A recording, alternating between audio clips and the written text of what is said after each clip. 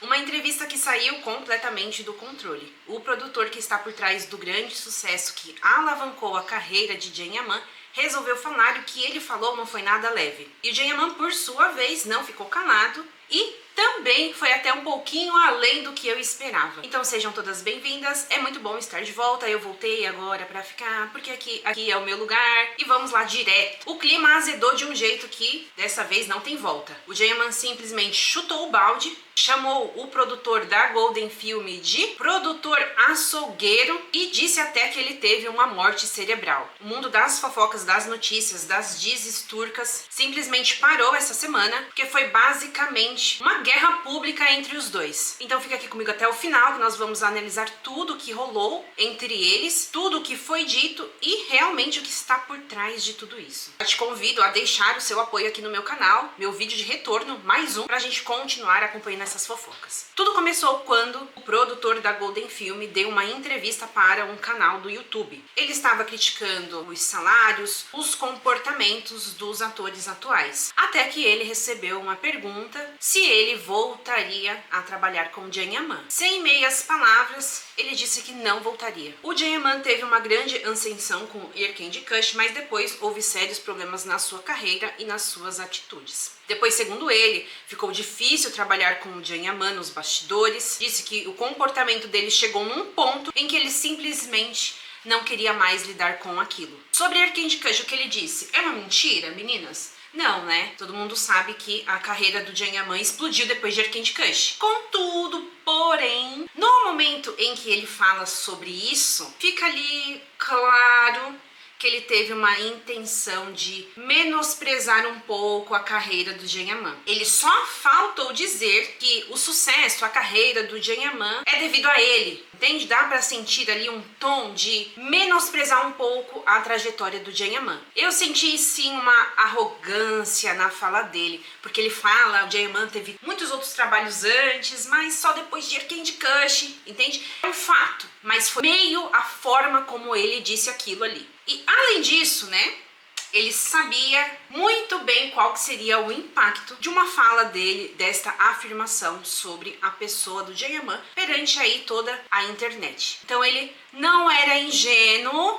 tá, gente? Ele sabia o que ele estava falando e por que ele estava falando. E aí veio a resposta do Can Yaman e foi aí que as coisas saíram do controle. Através do Instagram dele, ele se pronunciou de maneira nada diplomática, de maneira nada leve, nada neutro e disse, coitado, né? Sua morte cerebral já aconteceu, que Deus o tenha. Ele não só falou isso, como também expôs os bastidores, soltou uma bomba atrás da outra, fez acusações sérias. Falou do projeto El Turco com a Disney, que ele usou as negociações com a Disney para tentar arrancar uma grana da Disney e que agiu tentando sabotar, segurar um pouco mais o projeto e também prejudicar o Can Yaman. Aí depois ele fala sobre os resultados de Erkenci Kuş, que foi vendido para mais de 100 países e que foi graças a eles, os atores, que ele se salvou de uma falência.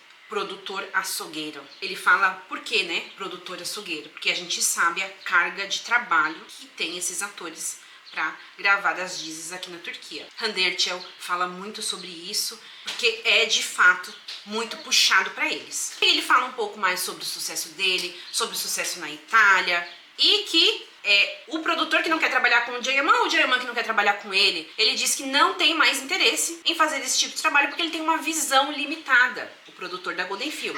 Depois ele manda o produtor pro médico, ataca a vida pessoal e aí fica, né, aquele questionamento. Tô de pijama ainda, tá bom?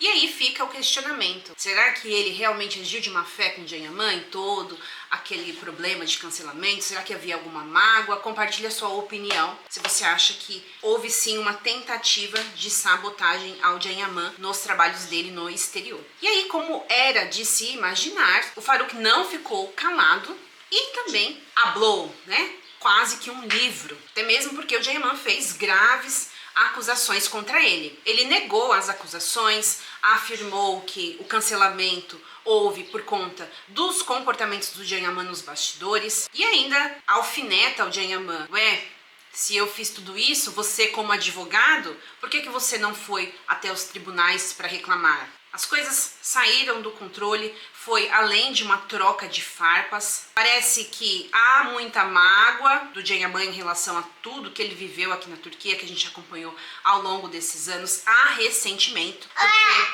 a resposta que ele deu não teria sido tão pesada assim se isso não fosse verdade. Ataque, ameaça de processo, acusações relacionadas a dinheiro. A ferida aí é muito mais profunda e ambos cutucaram o leão com a vara curta. Nós temos aí duas versões diferentes da mesma história. O produtor já disse que vai processar o Can Yaman por calúnia e difamação. Can Yaman é advogado por formação, ele sabe o impacto que tem as falas dele, as afirmações dele, até considerando o grande público que ele tem. E tudo que ele fala viraliza, tudo vai parar nos jornais, nas revistas. Então ele sabe sim as consequências das afirmações dele. E eu também não acho que ele daria um passo assim tão em falso, sabe? Se ele falou, ele sabe o que ele tá falando.